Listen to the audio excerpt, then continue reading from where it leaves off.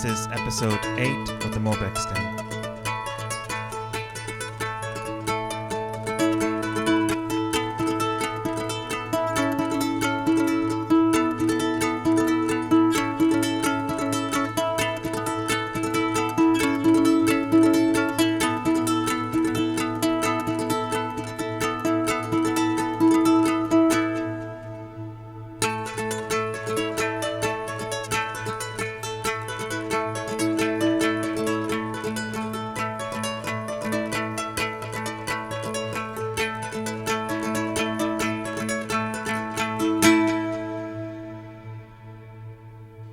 Hello everyone, welcome back to another episode of the Morebegsden. I'm your host, Phil Spillane, and today we have one of the first guests I actually had to be on the show, and it's my good friend Ciarán MacArtain.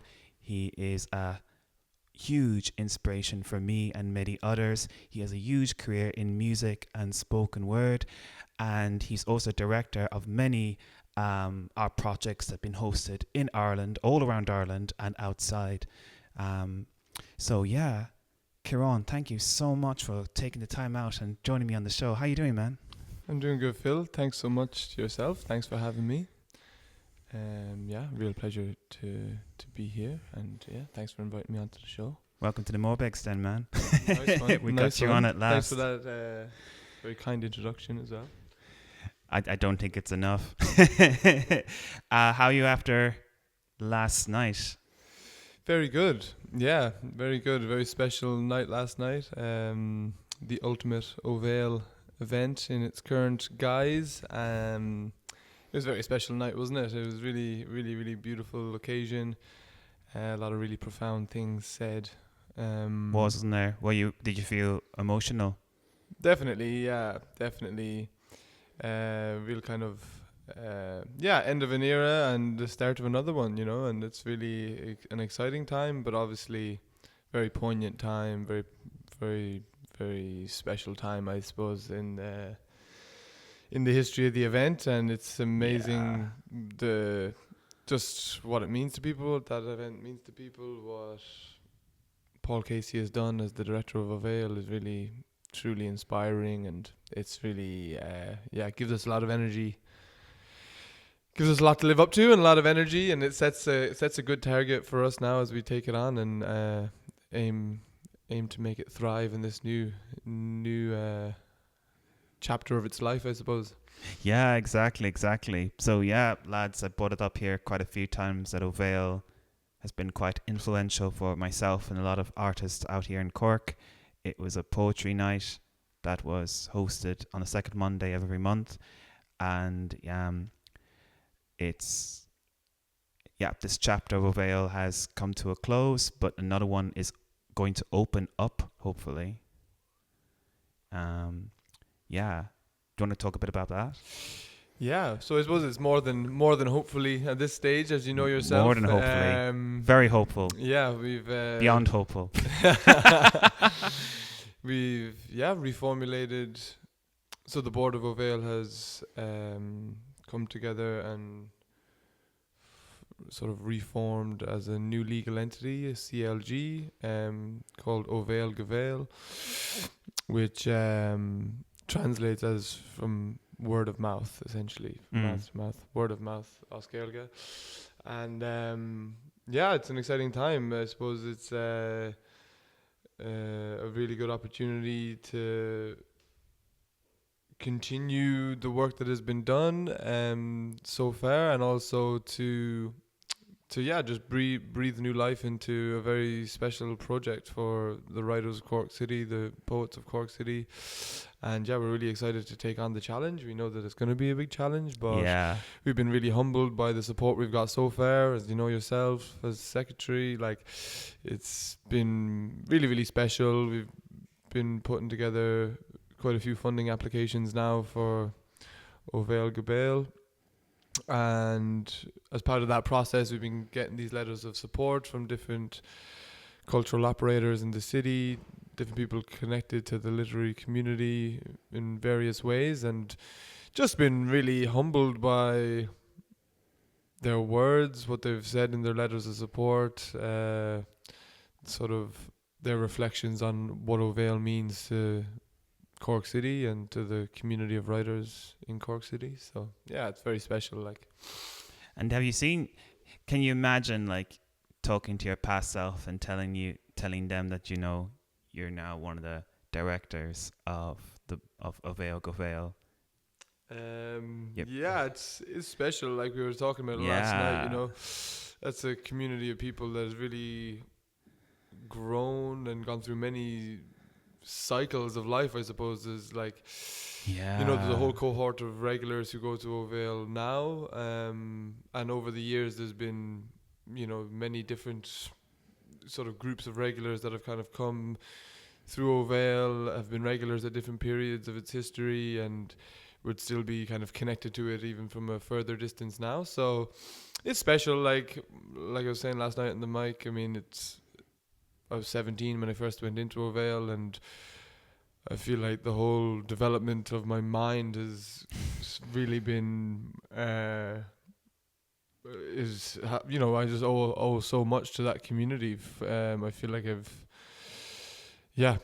been able to experience and engage with the artistry of so many writers in Cork over the last 14 years. It's just really humbling, and I suppose it's for that community now that inspires us to go to work and to continue the event forward and to really see it thrive for in perpetuity into the future. That's our mission. And give a spotlight for other up and coming artists to take the microphone and give them a voice for sure. A few of the winners from the Obheal 5-word challenge, they were actually, one of them was Egan Reeve, which you had previously on the show on a previous episode. So fair play to them for achieving such a high award, and I'm so proud of them, as well as is a very new writer to the scene, and they are making strides. So yeah, giving that microphone for future artists is very important, and it's very important for Obheal Go Vale. For sure, and I think it's testament as well to what Paul's done with Obheal to see how healthy the literary community in Cork is now. Like, I mean, when Obheal started, there was very few poetry events or even resources there for poets in the city. And now there's 5 events. Yes. 5 different monthly events that are ongoing. I think it's like, I'll confidently say a bit more, actually. We went through a lot of them before, like, and there's new new ones popping up all the time as well, and I think it's a very strong collective. Yeah, for sure. And I mean, it caters to like a range of demographics as well, which is really important. Exactly. Each event kind of has its own crowd as well as and a different sort of, maybe it's targeted, or the general population who go to attend these events. There's a kind of a nice range of ages and backgrounds, so it just makes for a really rich tapestry of writing in the city, and different types of events, and it's great. It's a really great thing. Put really well, actually. Yeah, tapestry of events. I like that. A Technicolor Dreamcoat. And what about your own projects there, Ciarán? Because what are you up to these days? Yeah, so it's been a productive time. I'm feeling kind of quite satisfied with kind of where various projects are at the moment. A big priority for me during the winter was to work on my collection of poems. So it'll be my debut collection when it comes out. Wow. I took some time away there in February, went to Spain, did some walking on the Camino, and then went and did a residency in the mountains at Fundación Ugio Novenera in Curel.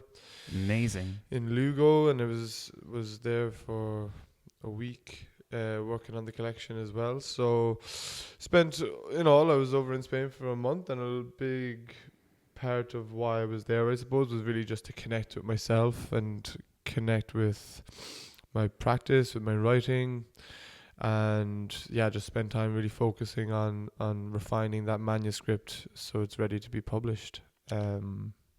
Did going away like that on such a journey, such meditating your work, did you feel that your work really benefited from that? Yeah, for sure. I suppose I'd kind of carved out the time when, like, kind of November time. We were quite busy with the theatre company in November, and I kind of knew I needed to sort of like be very deliberate about getting time to work on the collections. Mm-hmm. So and I remembered, like, previously in 2016 I did the West Highland Way in Scotland, which is like a 100-mile walk, 96-mile walk. Wow. And I just remember while on that kind of hike, I just found it very, very good for my practice as a writer as well. You're getting a lot of time by yourself, you're exercising, you're processing things. And I just remember it being really productive. So then, using the same logic, I was like, well, if I go and spend some time now on the Camino walking, like, the days are simple, you get up, get a bit of food into you and hit the road, and that's really it. Like, you have nothing on the mind, no other aspirations or obligations to the day other than to get to wherever you're walking to, and that's, it's great for the mind. Like, that really clears the plate well, like it. And then within that space, because it's a challenge, like, it's a very challenging thing to do, to walk a long distance like that day after day. And so, and I was only doing a portion of it, so you can only imagine how it would be to do the full thing. But even so, it's like your mind is focused on this challenge of walking, and so it just takes everything else out of your mind. It gives you a nice, clear sort of vision and perspective on your situation. So I think it's a really healthy thing to do, and I found it very, very beneficial. Yeah, some new poems came, and then it gave me some time to sort of reflect on some old poems as well. Incredible. Yeah, like you mentioned there, like getting up in the morning, having some food, and then going for the walk. And where did writing fit into that? Did you write in between that, or did you just sit yourself down after the long day and just focused on what you picked up throughout the day? Where did writing fit in between that? Yeah, I suppose there's a bit of both. Like, I'd get up and do morning pages every morning, so that was good just to get the juices flowing, I suppose. And then, they're not necessarily poems, those pages of writing, but it's just a good practice to get into. It's just basically, it's technique in the artist way, that book. And what is that actually? Do you want to I haven't read the full thing, but I was basically recommended this practice, which is to get up, essentially just the first thing you do in the day is to go and, like, free write a few pages in your book. So it can sometimes turn into a bit of a dream diary or a dream journal. Sometimes it's just like whatever's on the top of your head, but the idea is that you keep, like, pushing through and writing, like, a couple of pages, at least 2 to 3 pages, and, like, wow, it's really just, like, connecting to whatever's in your head at that moment, and just, like, listening to that moment and letting your hand write and not filtering it too much, But it's a good practice to get into. It's, like, quite a therapeutic thing to do, but also, like, that it exercises the muscle, Yes, the writing muscle. Exactly. And so then that was kind of my routine, and then I would get up and walk. And I mean, sometimes, like, because it's quite rhythmic, walking. I was walking with a staff, so it's like you can hear your own footsteps, and there's a staff there. Then there's, like, a bit of a rhythm to it, and sometimes those rhythms kind of become little phrases in your mind, and as maybe one or two of them would begin to, like,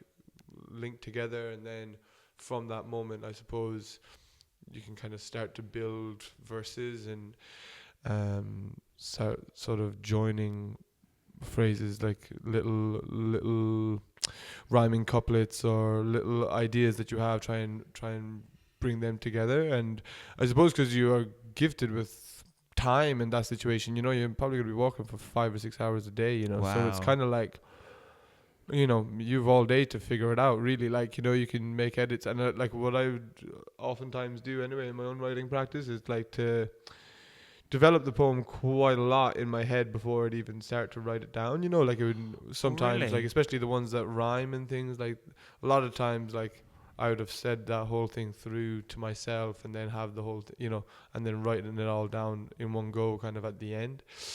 So walking and, you know, saying the lines back to yourself as you walk, like it's just interesting. It kind of affects the rhythm and the meter of the poem for sure. And I just find it can be quite inspiring, you know. It kind of like, yeah, it gives you rhythm, you know. It gives you rhythm for sure. What a journey.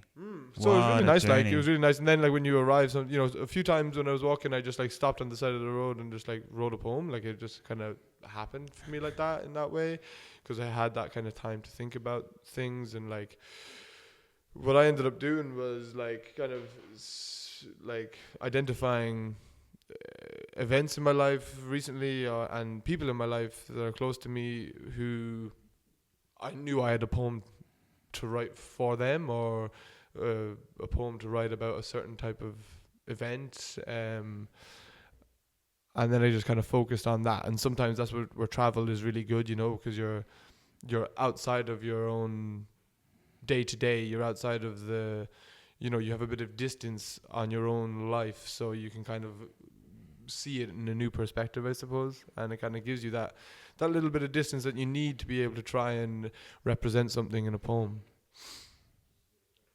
Man, there's a lot there. It's a lot there. I feel like I learned a lot there.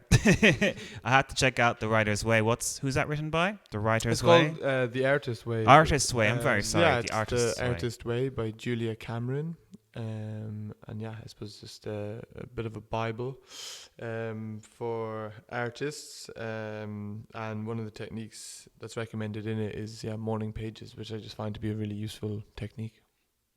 Do you want to talk about a bit about the music scene that you're also involved in, because you're also a bit of a musician as well.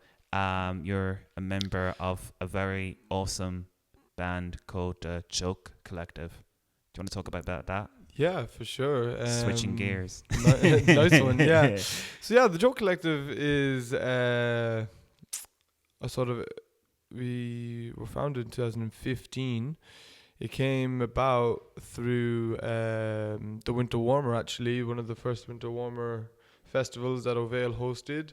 They asked Michal Weber, who's a founding member of the Choke Collective, Paul Casey asked him to perform, or to create a performance around the jaw harp, which is this kind of ancient instrument that Michal plays very well. And from then he... Very unique way of playing it. He kind of assembled a bit of a crew around him to make this piece of performance art. So he came to Rab first, and then it was Michal and Rab, and then the two of them came to me, and then we went and recruited Borko Vrankovic for the mission as well. So that was the four of us, and we made this show called Tumbling Birds, and it was a piece of performance art that was based around the poetry of the Polish Nobel Prize winner Wisława Szymborska, and there was we also contributed our own writing to it.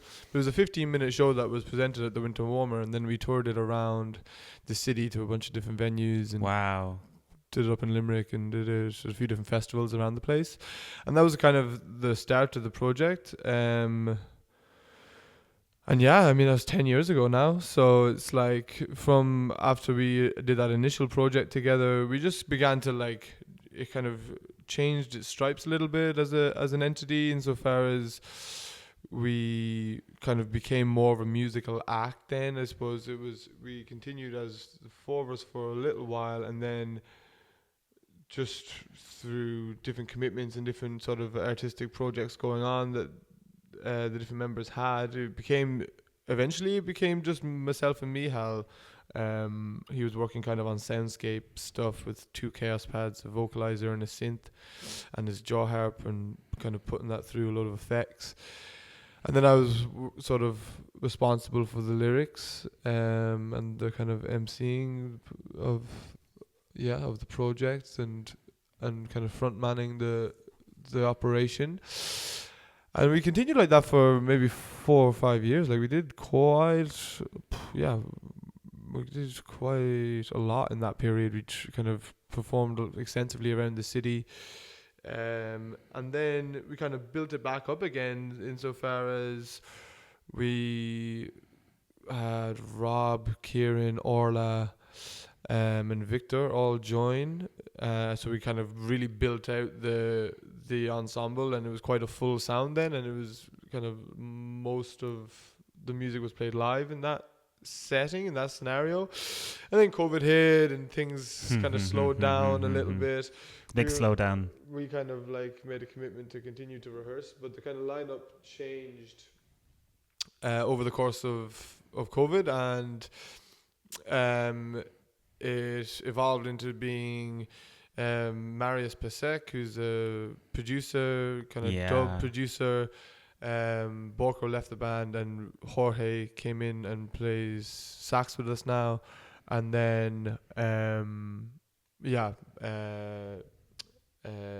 myself and Mihal. So we've just recorded an album as the four of us. It's our second album. So we brought our first album called Gag Reflex, brought that out in August 2023. Yes, and that's out in Spotify and Bandcamp. So I'll include those links below. It's a awesome album, Gag Reflex. Just want to mention Gag Reflex that I really like. And then we can talk about your new songs there in a moment. Your new album, up and coming album. What I like about Gag Reflex is that whenever some of the bands I follow here in Cork, when I hear their albums, sometimes they can sound a bit different. However, what I like about Choke Collective is that you had your character and your sound still remained on the actual album. Nice. And I can actually recognize a lot of the tracks. They sound exactly what they would have live. Nice. You've mastered them really well. Was that like something you wanted to achieve, or? Yeah, it was interesting actually, because we sent away the tracks to be mastered, and like Jorge kind of, we were chatting about this recently, like mastering is a bit of a dark art, like, you know what I mean? You can just you can either make something pop really nicely and make it like really lift a recording, or it can absolutely smother it and kill it, take the soul out of it a little bit. And so for the first album we sent it away to be mastered, and then when we got it back we weren't really happy with it. We were like and I suppose it's different because you're kind of it's experimental work anyway, and it's like it's quite raw sounding, and there's quite a lot happening in it. And I suppose it's absolutely not at all the fault of the fellow who mastered it for us, but I suppose he kind of tried to simplify the sound, I suppose, and I think we felt when we listened back to it that it just kind of lost kind of some of its soul. So we ended up not using those cuts, and we kind of went back to the original patches, and Mario mastered it for us essentially, kind of with a bit more of a clear vision of what we wanted, and that makes more sense to me. That's what we ended up releasing. We released the ones that we just mastered ourselves, and not the one that went out to be mastered. Yeah, that makes more sense to me, because Mario knows the sound. He'd been a member of the Choke Collective for a while by then, and he would have known what you guys were all about, and he's part of that soul. No, so for sure. Good choice there. For sure. And it was a very interesting process. It takes a long time, obviously. Anybody who's recorded anything obviously understands that. It's like, how much time did that album take to it took a while together? to record, there's lots of different parts on it, and like, layering up the vocals and stuff like that. And no way. We were... Yeah, it was good. It took a while. I'm not sure exactly how long it took, but it always seems to take longer than you expect. It was like the album was probably done in terms of a writing point of view, or like an arrangement point of view, probably like a year before it came out, It was like, it always just seems to take so long. And what about your new album? Is that taking the same length of time? It's kind of been, it's been long enough. Like, Mario's actually gone back to Krakow in Poland, so he hasn't been a member of the collective these past 6 months or so. So it's a new time of transition there, but he's still the one who's working on. So this album we have sent away to be mastered, and we're kind of happy with the tracks, how they're sounding now. So yeah, it's ready to come out. We're just it's kind of a funny one because a key part of the band is not living in Cork, so it's not very easy to we're going to bring out an album that we can't tour essentially, but it's, these things maybe happen. These things happen as well. Maybe tours down the road. Exactly, maybe. yeah. Don't never say no. No, 100%. Yeah. We'll go to Poland and tour around Poland for a while. But that'd be awesome. Amazing. Yeah, Joke Collective come to Poland. It'd be amazing. But yeah, it's exciting. I'm really excited to have it out in the world, because it's kind of a new sound for us. It's like new departure again, and I suppose that's one thing about the Joke Collective that we've always tried to maintain, is that it's constantly evolving as a project, and it's like we have like different versions of the same, we have multiple versions of, say, the same piece that we've done in different sort of arrangements over the years, and like, wow, it's just interesting. It's quite an experimental way of working, and I think like we really try and lean into that, and like really have the sound, like the sound's ever evolving, and so like this album now, for example, sounds a lot different to Gag Reflex, and it's just something that we're gonna try and continue to do, is just keep evolving the sound, and we're just entering a new chapter of that now, where Mario, who like produced sort of drum and bass sections of the sound, we're now gonna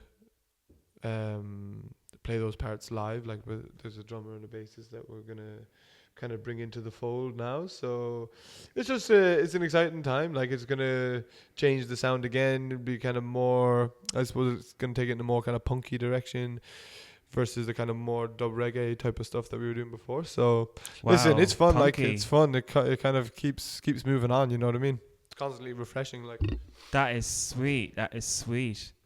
And you kindly wanted to have some of your songs on the show, is that right? What song do you want to present to us, Ciarán? So tell us a little bit about it. Definitely. Good to give them an airing. I suppose it's like, what an honor. Thank you so much. This is a premiere, I suppose. Nobody's listened to these tracks apart from us. So yeah, we'll give you a listen to Into the Void, which is the first one we'll play. I wrote the lyrics to this tune when I was in Lisbon. I was living there for a bit, and yeah, I suppose came back to the collective, and kind of we made this track out of those words. So yeah, I hope you enjoy. Cool. So this is Into the Void by the Joke Collective.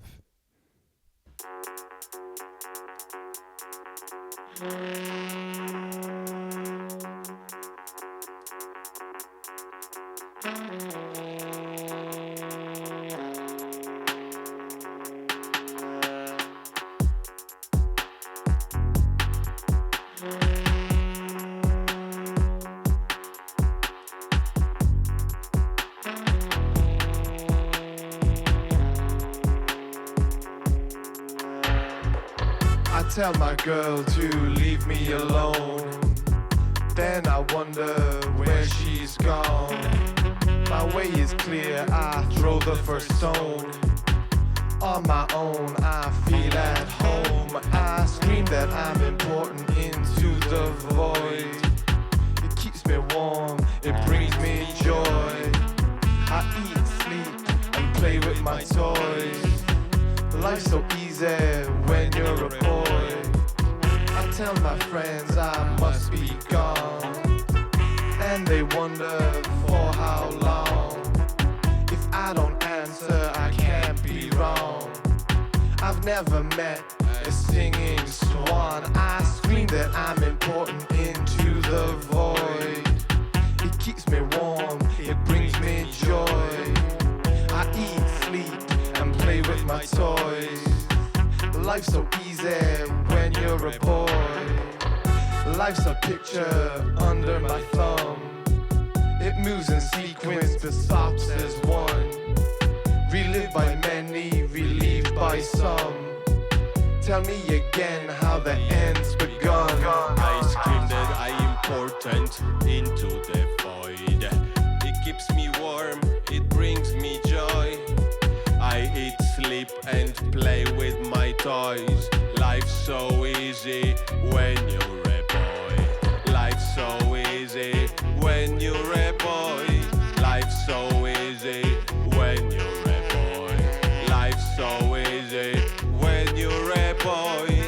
Life's so easy when you're a boy.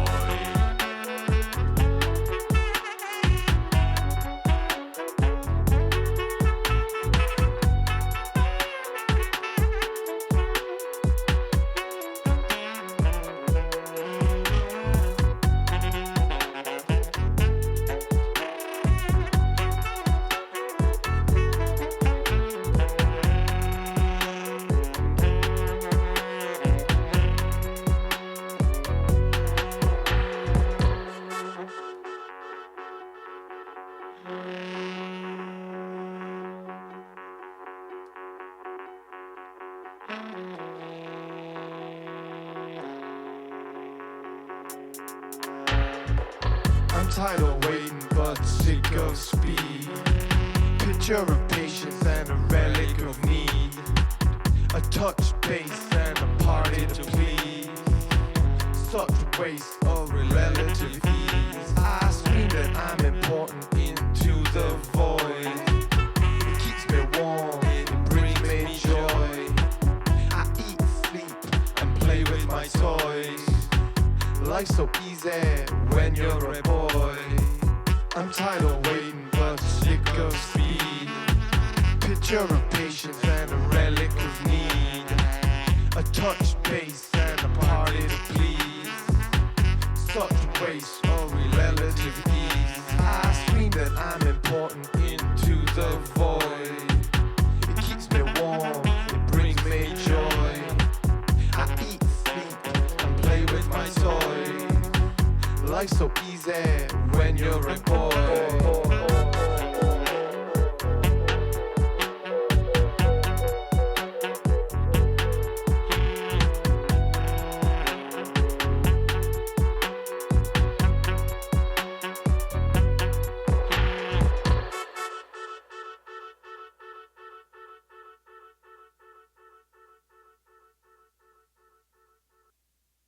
Welcome back, welcome back. Hope you enjoyed that. Maybe give the Choke Collective a listen. Look them up on Spotify and Bandcamp, and maybe go to one of their shows when they next play in Cork or someplace in Ireland or maybe Poland. Who knows? Who knows? The Choke Collective are out there anyway, and they're going nowhere. Fantastic band, and I'm a big fan. Ciarán, one of the projects you've been doing actually, and I want to switch gears yet again, is that you're very you told me that, you told us that on your trip or on the Camino, excuse me, that that you've been doing a lot of thinking and you wanted to set a message out there to the changing world we're in, that that there seems to be a rise of anti-fascism and a rise of fascism, a rise of very, very strong voices that we're very concerned about in this changing world. And on St. Patrick's Day, when you came back, you held an event called Proclaim Poetry, and I hope I gave a fair introduction to that, because it's a topic I don't really talk about too much. So, but maybe you can give it a better introduction than what I would. So, do you want to talk a bit about Proclaim Poetry and a bit about that? That idea that you had, and did you?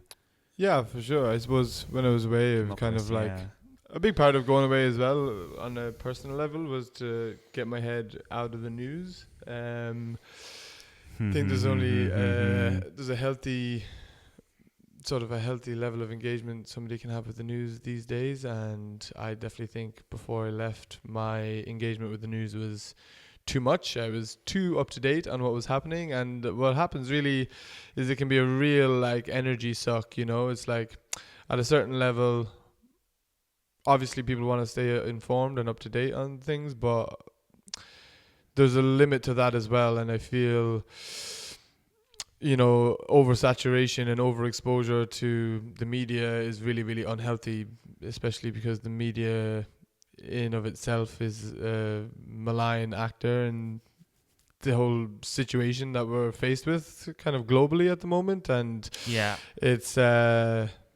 you know, it's can be really wearing and really, really draining to be constantly lied to, you know. And that's, you know, you're reading the news, but then you're trying to second guess like what's being said, because you know the opinion that is being rolled out in front of you is agendicated, and it has you know, it has a function within this neoliberal society, and its function is not just to impart information to you. Its function is to really like manipulate the way you think and try and engender support for things that are indefensible, you know. So for me, like more and more recently, that's just become more and more naked. The more extreme things get, it's like more, it just can be very, very apparent, this sort of like propaganda that's spun out to the public, and how difficult it is to get sort of unbiased news. For sure. And in this day and age, you know. Extreme rights and extreme wrongs are being painted right in front of us, and it's really hard to choose what is real and what is not. And we had to kind of, it feels like a maze. We had to just figure out what is really the truth and fight, and try to figure out what voices we had to fight against that are doing wrong to people we love. Yeah. And I suppose like the biggest, like the most important thing that anybody has, I suppose, is their voice, and the independence of their voice and the autonomy of their voice. And the thing, a really challenging part of the modern world, I would say, is how your voice, how these different sort of factors culminate to try and suppress your voice, or to try and taper your voice, or you know, sanitize your voice into something that is somehow societally acceptable, or like this notion. I would say. And I suppose that's part of what going away was for me as well, insofar as like just getting your head out of that and really trying to listen to your own voice without without even the self filter of like, oh, I can't say that in a public place because this will offend X and Y, or that it'll, you know, that you're, you know, if you basically that it could, the clarity of your voice or your expression is kind of censored in a situation like this, where, you know, for example, if you look at the situation in Gaza, like many people are very, very black and white about that issue, yet how it's represented in the news does not reflect that. You're right. And that's really dangerous. There were really, really dangerous times here, and I think the Irish government should be absolutely ashamed of themselves for how that's been allowed to happen, and how essentially, for all the talk of solidarity with Palestine, there's really very little that the Irish government are doing to help that situation, and not nearly enough. And it's not being. It's not like it starts with the voice, you know, and it's like if they're not even willing to call it out, and call a spade, and call a genocide, and call, you know, imperialist expansionism, then like what hope do we have, you know, if you're not even willing to you know, call a spade, you know. Strong words there. And were you hoping with Proclaim Poetry that was an event where you wanted to an event you made so those voices can be out there at some space and some time? Yeah, for sure. Was that the aim for Proclaim Poetry? That they had, you know, that there's a kind of platform there to express yourself clearly, and do not, you know, do not be ashamed of your opinion. Do not, warp what you intend to say or what you mean or what you're trying to communicate to the tastes of sort of PC culture or like, and PC, that's, there's obviously it's hot water here. There's two sides to everything, but insofar as like, yeah, if you can't be a loud and strong and clear voice against the rise of fascism, then like we're in deep trouble, and like I would say, for sure, it's exceptionally important to voice your opposition to these things as they happen. Otherwise, you gain a sense of doom and hopelessness. That's what I felt afterwards. Like, thanks very much for Ciarán for letting me have a platform for myself to say so that you gave me some time on the mic there to perform on that day, and I want to say thank you so much, because I don't normally perform about politics. I don't know it's entirely me, but I'm very concerned about what's happening out there, and I just wanted a platform just to speak a little bit about it, just for a short while at least. And afterwards I felt actually a way more hopeful about the future, extraordinary so, and I didn't expect that feeling, because even though I'm consider myself hopeful, I felt a sense of hopelessness creeping in, and thanks for doing that. And after an event like that, it really helped me. Yeah, that's very interesting to hear, Phil, and thanks for your words there. I definitely felt what it does too. Like, it kind of connects you to the past as well, and like there's, it's not a new idea, like that the artistic community of a certain place would sort of be at the forefront of that kind of voice of resistance, or like be engaged politically in extreme times. And I suppose it kind of connects you to those other artists who have made strong anti-fascist statements with their work, and there's a whole history of those, and it kind of like that, it kind of does sort of engender hope then, kind of like, okay, actually this is not the first time in history this has happened, and the last time it happened, the resistance really is led by an artistic community, and that's really important. That's extraordinary. It's really important to try and maintain that, and to understand, your responsibility as an artist to, like, it's just not like in extreme times, I suppose it's like there's no time to sit in your hands, there's no time to, silence is, complicity really, like, and you have to exercise every avenue you have to voice your opposition to the rise of fascism, That is so cool. Would there be another Proclaim poetry? I'm curious about that now. It's definitely, we've been asked about it a few times since, and I think maybe as a kind of a quarterly event, perhaps. Like Liam and Maya was really, really good to host it, and yeah, he was asking us what we were going to do it again. There was a few other people asking us what we were going to do it again. So yeah, I think watch this space, but I think we probably will. For sure. Look to make it a kind of quarterly event, I think.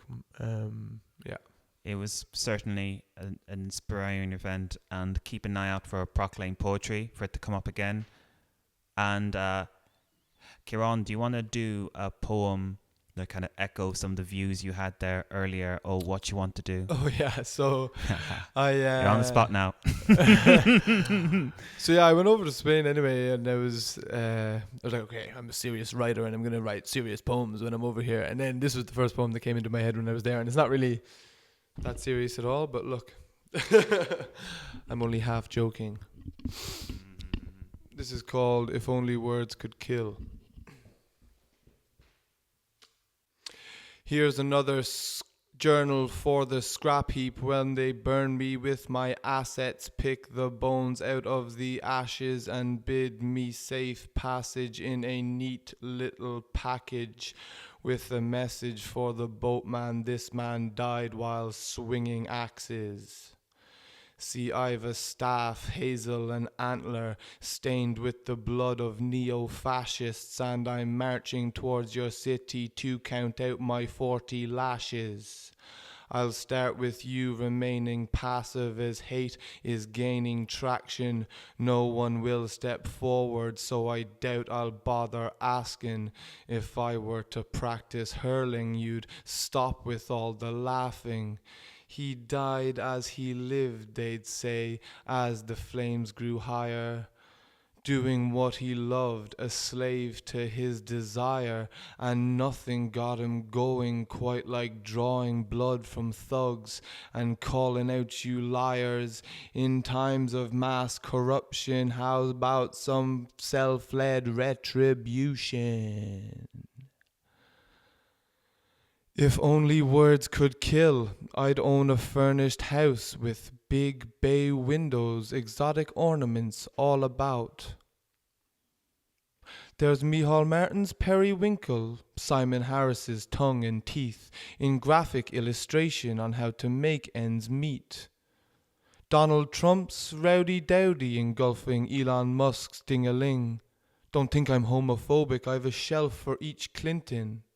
Starmer's heads below the mirror to give him both his faces, and Putin's in the icebox waiting to trade places. Von der Leyen's in the garden working on the fence, and the limbs of Viktor Orban make up part of this bench. I wouldn't let a Tory in the house, not even stuffed and waxed. So for the main attraction, follow me around the back. See Sunak, Patel, Braverman and Farage in compromised positions on display in the garage. Listen, they're only words by keep your fucking wig on. And oh, and while you're listening, I've a message here for Elon. Forza Antifa Fascista Muerta. You know, Ciarán, when I was hearing that poem, remember what you said earlier about rhythm, and you know you'll be walking on that trek through your adventure, and I definitely heard a solid rhythm in there, as well as mixed in with some deep messages that you've been saying there earlier. I can definitely see how your exercises come to create something so powerful and profound that gives an extra kick and an extra punch.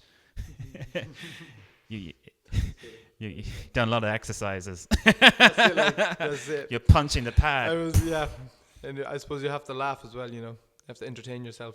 You have to, and I think satire is a really powerful tool in these times, you know. Satire is incredible. I love old satire action. I think we need more of it today, more than ever. I think maybe satire is maybe a lost art that maybe we're losing out on now that I think about it. And yeah. There's a bit of satire in that poem, actually, now that you mention it. For sure, and it's definitely like highly. You know, satire is such a politically engaged form, you know. So it's like. What did you say? I'm not homosexual. I have a shelf with every Hillary. I think that's a bit of satire there. Is that right? I was saying, don't think I'm homophobic. Oh, don't think I'm homophobic. A shelf for each Clinton. So yeah. I'm sorry. I'm not homophobic. I have a shelf to each Clinton. There we go. Got terribly wrong. So sorry, but I thought that's a bit satirical in itself as well. Nice one. We got time, I say, for one more poem, and then we're gonna end with one more song from the Chuck Collective's new album. So why not, Ciarán? You can just say, you know, what song you're going to have next, and then just end with a poem. So that could be nice, like back-to-back idea we can do, you know, so you can have, what do you think of that? See out the show with some art. Yeah, nice one. It's the last song on the album. It's called A Note or Two. And it's, it kind of addresses sort of the homeless situation in Ireland and the kind of emergency around it.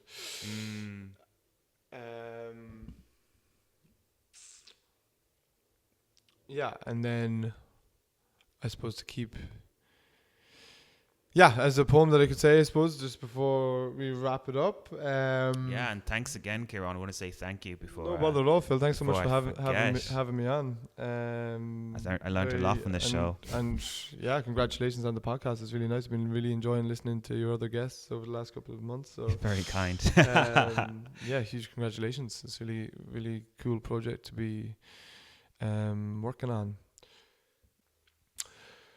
Okay, so this is the poem that the first song on the album is based on. We're not going to play that song here, but you can. The album will be released soon, so you'll be able to access it on Bandcamp and Spotify and YouTube and the like. But this is called Twisted Tongue. I'm not a pleasant fucker, I'm the pleasant fucker's son, and I'm going undercover as a motherfucking nun. Kicking your bad habits and sucking off your scum. It's not that I'm an addict, I just do it 'cause it's fun. I'd be just as glad if the ending never comes. A staple in your sadness like a nail in a gun. I'm practicing for madness, seems I'm not the only one. I pretend to be passive, but my silence weighs a ton. Pass me when I'm laughing and catch me when I'm done. Give me my cue for passion, take a lash from my tongue. I've been shorted on my ration of fresh air in my lungs, and I can't cough or gasp and couldn't hide, so wouldn't run. Call me Betty on the bread and butter with a bitter taste in my mouth. I was trying to keep it in the cupboard, but it must have been left out. To mention would bring tension, so instead I'll sit and pout. I am deafened by your whispers, but can hardly hear your shouts. A white elephant in a white room is easy not to talk about. All this time spent in costume has got my sense of style in doubt. Get me in my birthday suit, then kick me off the casting couch. You only want me for my youth, to give you things you've been without.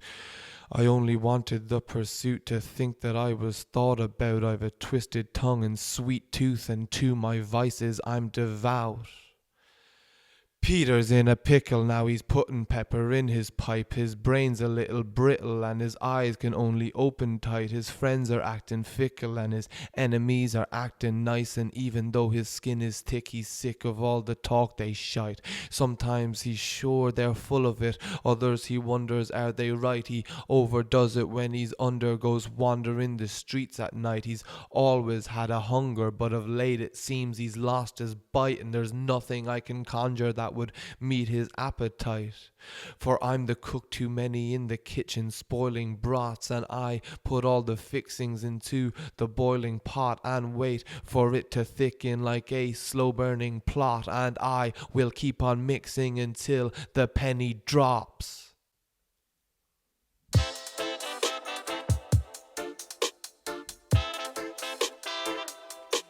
Calling Father, please.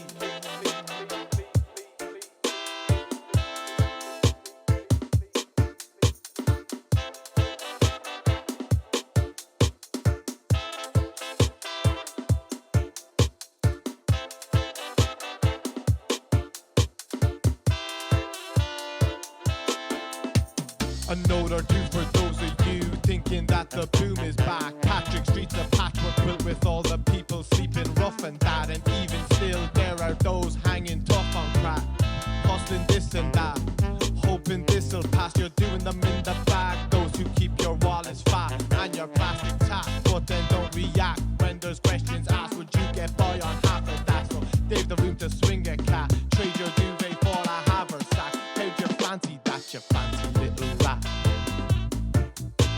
I'd peep your gas and keep it tapped while you have your cheeks intact. Fuck your figures, keep your facts until you have your timbers stacked. And get to building social gas, maintain the social, claim your tax from these faceless corporate hacks. And if not, you can expect a rat, well earned by your shameless acts, digging on their behalf while your own fall through the cracks. You should hand your passports back, you sickly sheriff, sell out sacks. You stay the right side of the tracks, or you'll get your power back. When you've silver spoons and napkins wrapped at a table set for three, while Mother Mary McCree and her whole family are out wandering the street, scrounging to eat, while her 4 green fields heritage and culture are packaged in a square deal so cynically to vultures. Caught up on a taut reel and beefed out of the water as she goes to score a spare meal so she might feed her daughter. The blatance of your raw greed sends lambs to the slaughter. Calling father, please. Calling father, please.